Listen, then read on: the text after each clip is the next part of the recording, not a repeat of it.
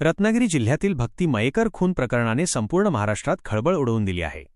या प्रकरणातील मुख्य आरोपी दुर्वास दर्शन पाटील याने केवळ भक्तीचाच नव्हे तर आणखी 2 लोकांचाही खून केल्याचे समोर आले आहे।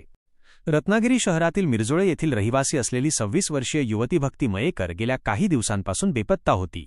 ऑगस्ट 17 रोजी ती मैत्रिणीला भेटायला जात असल्याचे सांगून घरातून बाहेर पडली होती, पण ती परतली नाही। कुटुंबाने पोलिसात तक्रार दाखल केली।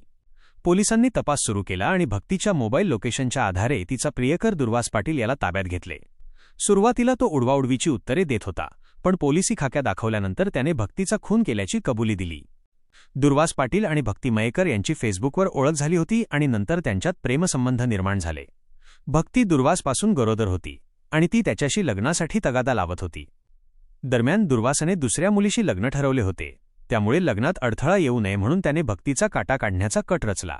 त्याने भक्तीला खंडाळा येथील आपल्या बारमध्ये बोलावले आणि तिथे तिचा गळा आवळून खून केला।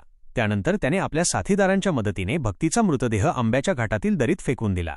भक्तीच्या खुनाचा तपास करत असतानाच पोलिसांनी दुर्वासची कसून चौकशी केली। त्यावेळी त्याने आणखी 2 लोकांचे खून केल्याची धक्कादायक माहिती समोर आली। त्याने राकेश जंगम आणि सीताराम वीर या दोघांचाही खून केल्याचे उघड झाले। हे दोघे त्याच्या बारमध्ये काम करत होते। या घटनेनं दुर्वास पाटील हा सिरियल किलर असल्याचा पोलिसांना संशय आहे। पोलिसांनी दुर्वास पाटील आणि त्याच्या 2 साथीदारांना अटक केली आहे। या प्रकरणाची सखोल चौकशी सुरू असून पोलीस या तिहेरी हत्याकांडाच्या दिशेने पुरावे गोळा करत आहेत।